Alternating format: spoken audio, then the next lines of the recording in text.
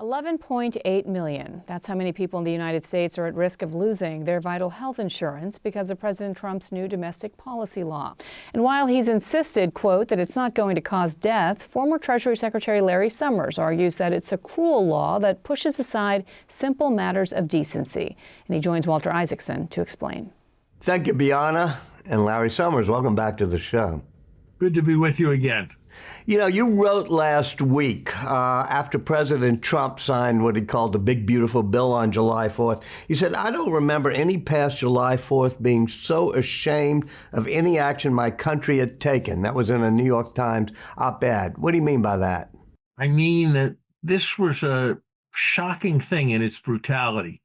We've had budgets all the time. We've had changes in policy. The United States has never cut back its social safety net nearly as much in any action, not in Ronald Reagan's cuts in 1981, not in the budget, in the welfare reform bill that was passed in the mid-1990s, not in the aftermath of the financial crisis. Never have we had as large a cutback in the social safety net measured relative to the size of the economy as we did here. And the academic evidence, the studies of what happens when people are kicked off of Medicaid is very clear. They become a bit more likely to die. And over 10 years, this is likely to kill more than 100,000 people. So there's a kind of casual brutality about this that's not even being widely discussed, that is just on a different scale than anything our country has done before in all the various budgets that we've had. And then you ask, we're doing this to save money, and for what?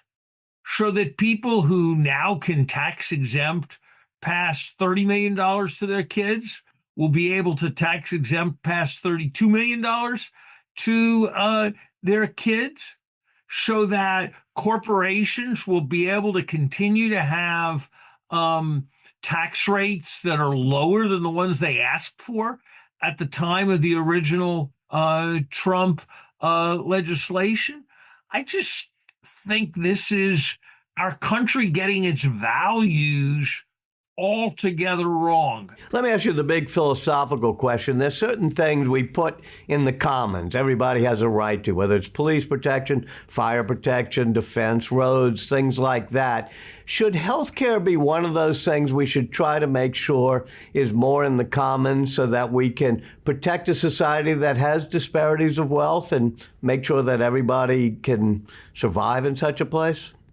Sure, look, I'm a progressive, so I tend to think the right answer to that question is yes. But that is not what we are debating here.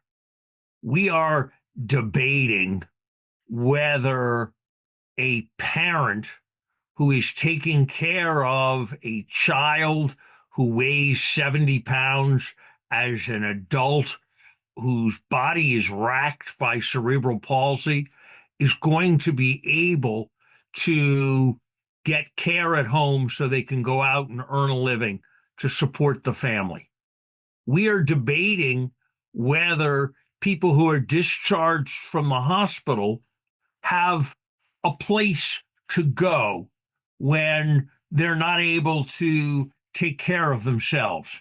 We are debating whether aged people who need dialysis to survive, there's a way of getting them transportation to a hospital.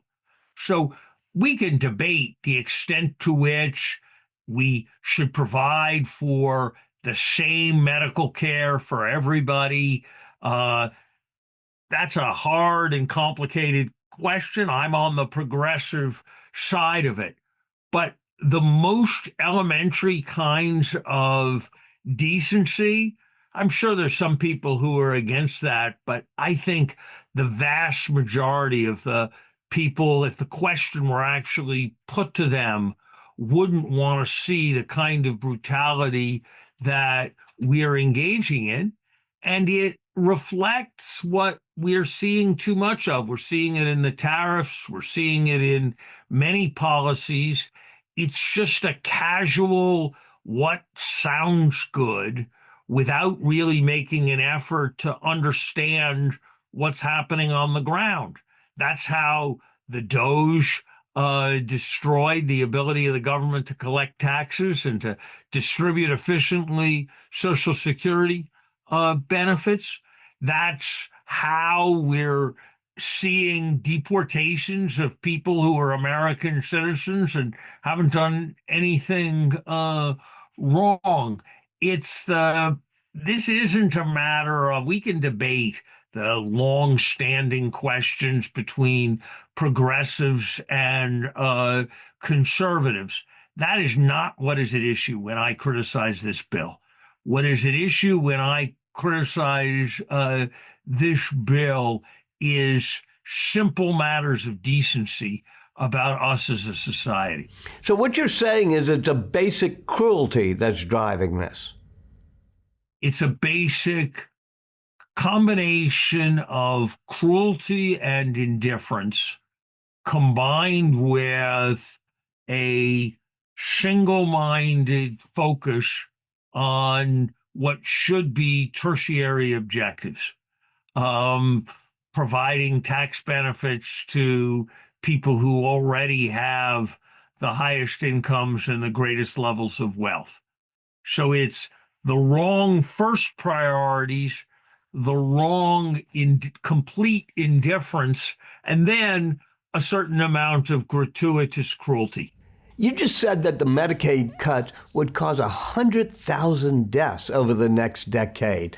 And you said not long ago on a TV show, that's 2,000 days of death like we've seen in Texas this weekend. You were referring to the Texas floods. Secretary of the Treasury, Scott Bessent, said your comments turned a human tragedy into a political cudgel, were deeply offensive, and he called on you to apologize. What do you say? Secretary Bessent can be offended by whatever he wants to be offended. I think what's callous, what's a political cudgel, is the policies that he and his administration are legislating that will, according to objective experts in both parties, kill people. And I don't apologize for making vivid that large a number by pointing out how it dwarfs the terrible, terrible tragedy that took place in Texas. I think Secretary Bessent, rather than attacking ex-officials who are using their free speech rights to make comments, would be better off asking the question whether perhaps it was such a great idea to slash the budget of the Weather Bureau, whether it was such a great idea to be in strong opposition to FEMA in light of what happened. I don't have any basis for knowing. I really don't. But after a tragedy of unprecedented scale that has taken place in the immediate aftermath of efforts to cut the protective mechanisms, that seems to me to be the question that a thoughtful, conscientious government would engage in. When you were Treasury Secretary during the last years of the Clinton administration, I think you all produced balanced budgets. Compare and contrast the situation then with what Trump is facing now. We tried to always be very careful to respect what the independent, nonpartisan people at the Congressional Budget Office were doing. Sometimes we found it inconvenient. Sometimes we wish they would do something different. But we understood that if there was going to be a process with integrity, there had to be an umpire, and the umpire's views had to be respected.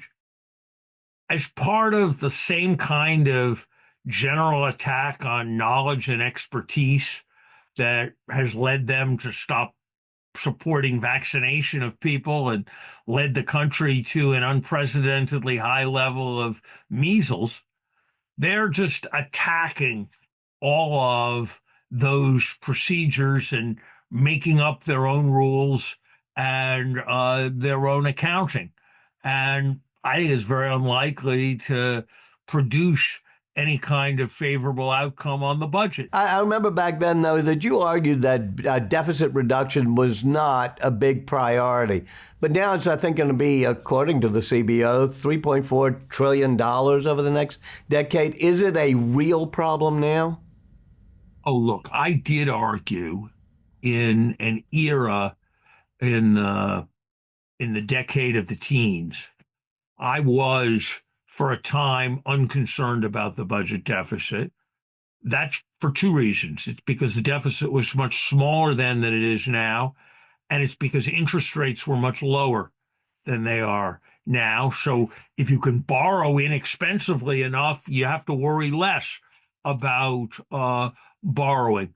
But I think the approach these guys are taking is reckless. It's reckless because we're facing unprecedented degrees of security threat, and there's a question about how long the greatest power, the world's greatest debtor, can remain the world's greatest power.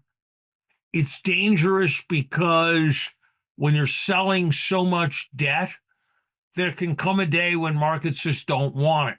That's what happened to England catastrophically and ended Prime Minister Truss's prime ministership. And we are taking more risk of that kind of financial crisis. And it's taking more risk because right now we don't have a recession. We don't have a pandemic. We have ongoing, but not a major new national security threat. And so this is the time when we should be rebuilding. This is the time when we should be filling up the coffers so that we'll be ready for the next emergency. Instead, we're borrowing like we've got an emergency right now. And that raises the question of what we're going to be able to do when the emergency comes. This is irresponsibility in addition to the moral irresponsibility. This is financial irresponsibility in terms of markets, and it is prudential irresponsibility in terms of flexibility, the likes of which I've never seen. You've been very critical, of course, on the tariffs, and especially on the up and down tariffs, and opposing, then taking it back and pausing. But leave all of that aside in terms of how he's implementing it. Your push for free trade and globalization really did hurt, to some extent, the manufacturing base and some of the jobs base in America. Do you think you overdid that, and do you think there may be some room for some tariffs? I think that we need to do some things for the manufacturing sector. I strongly supported the CHIPS Act that sought to revitalize our semiconductor industry. I think we probably should have done things like that sooner for manufacturing. I think the kinds of things that were done to support clean energy manufacturing, those should have been done sooner. So yes, I think there are things that we should have moved more quickly to do with respect to supporting industry. Do I think tariffs are the right answer? Almost universally, no. In many, many, many cases, Walter, they're actually counterproductive. Think about steel tariffs. 60 times as many people work in manufacturing industries that use steel as work in the steel industry. And so we're costing more jobs by raising input costs than anything we're saving in the steel industry. We're now in an electric economy, whether it's data centers, whether it's electric cars, whatever it is. The key to flourishing in that is to be able to move electricity around. There's an element that does that. It's copper. And the administration is talking about massively raising the price of copper. That's going to do more damage to manufacturing than any number of jobs that are going to get saved in the copper mining industry. We created jobs during the Clinton administration faster than they've been created before or since. And a strategy that recognized that an open global economy would do much, much more to help U.S. exporting than any losses that were suffered on the import side. That was the right strategy. And so this is a terrible strategy, even before what's going to come, which is that the other countries are going to retaliate. We're like a football team that can't run the play in practice when there's no defense without it backfiring. These are policies that even before the rest of the world responds are going to make us poorer in terms of less inputs. And the other part of it is when you think about workers, Walter, if you ask people right now, are they worried about whether they're going to have a job? That is a much smaller issue for people than the cost of living. And these tariffs at their current levels, the Yale Budget Lab says they're going to add $2,800 to the average family. There have been half a dozen careful, thorough statistical studies of the much smaller tariffs that President Trump imposed during his first term. They all found what common sense suggests, that those tariffs are passed on in the form of higher prices to consumers. And so, yeah, it's not because I don't care about American workers that I'm for supporting an open global economy. It's because I do care about American workers, and I want their paychecks to go as far as they can, and I want them to have maximum opportunity to do what America's best at. No free trader would ever have suggested that the role of American workers should be to assemble small telephones in the way that the Secretary of Commerce of the administration suggested was the central part of the current administration's economic strategy. So yes, we do need to be paying attention to manufacturing, particularly where it relates to national security. But no, tariffs are not the right way. Larry Summers, once again, thank you so much for joining us. Thank you.